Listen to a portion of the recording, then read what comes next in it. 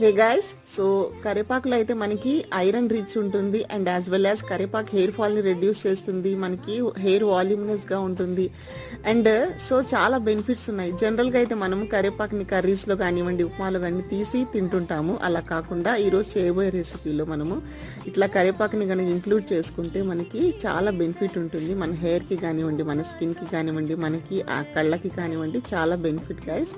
So నేను దీనికోసం curd, salt, ginger, జీలకర్ర, కర్రీ లీవ్స్ని ఒక మిక్సర్ జార్లో తీసుకుని నేను వాటర్ వేసేసుకొని నేను మజ్జిగలాగా బ్లెండ్ చేసేసుకుంటాను గైస్. సో జనరల్గా అంటుంటారు కదా, ఏంట్రా కరివేపాకులా తీసి పడేస్తున్నామని. సో అలా తీసి పడేయకుండా మనము మన కరివేపాకుని కనుక మనము డైలీ డైట్లో కనుక ఇంక్లూడ్ చేసుకుంటే మనకి చాలా బెనిఫిట్ ఉంటుంది గైస్, మన హెయిర్కి, స్కిన్కి కానివ్వండి, ఐస్కి కానివ్వండి. సో నేనైతే ఇలాగే తీసేసుకుంటున్నాను. సో మీరు కావాలంటే మీరు స్ట్రెయిన్ చేసి తీసుకోవచ్చు ఈ బటర్ మిల్క్ని. ఇది జనరల్గా డైలీ 30 days